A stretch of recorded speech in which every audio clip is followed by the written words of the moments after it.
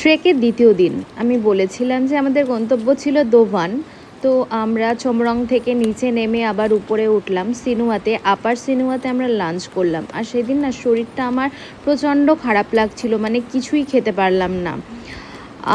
তো সেই খাওয়া দাওয়া শেষে আমরা যখন বেরোলাম তখন টিপ টিপ করে বৃষ্টি পড়তে অলরেডি শুরু হয়ে গেছে। আর একটা কি জানেন তো, যখনই মানে আমরা যাচ্ছি বা আসছি, কেউ কাউকে ক্রস করছি, নমস্তে, হ্যালো, হাই, হ্যালো, যে যার মতো বলছে। তো আমরাও বলছিলাম যে একটু এনার্জেটিকও লাগছিল। তো সবাই মোটামুটি আগে এগিয়ে গেছে।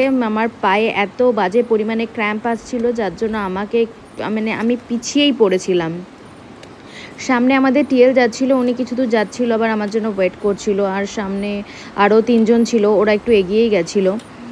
আর এত মানে শরীরের মধ্যে খারাপ লাগছিল, আমি দুপুরবেলা ভাতই খেতে পারলাম না। না খেতে পেরে তারপর আমাকে বললো যে একটা কোল্ড ড্রিঙ্কস খেতে। তো আমি একটা কোল্ড ড্রিঙ্কস খেলাম, একটা কাচের বোতলের কোল্ড ড্রিঙ্কস, কোকা কোলা।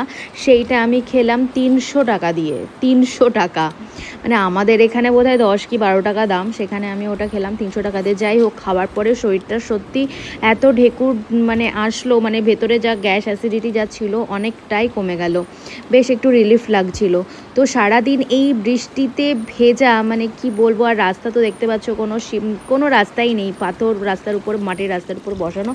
মাটি বলে নয়, এখানে সেই মানে মাটি কি বলবো, সেই বেলে বেলে টাইপের কেমন একটা যেন মাটি, আঠালো টাইপের কিছু নয়।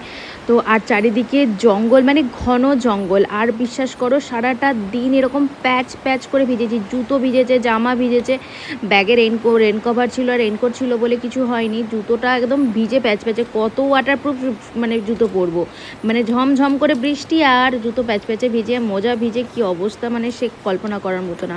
তো যাই দোভানের উদ্দেশ্যে আর কি। তো ভিডিওটি কেমন লাগলো তোমাদের অবশ্যই জানিও, ভালো লাগলে একটি লাইক কমেন্ট করে দিও। আর কেউ যদি এবিসি যেতে চাও, আমি বলবো নিঃসন্দেহে চলে যাও, ভীষণ ভীষণ ভীষণ মজা করতে পারবে।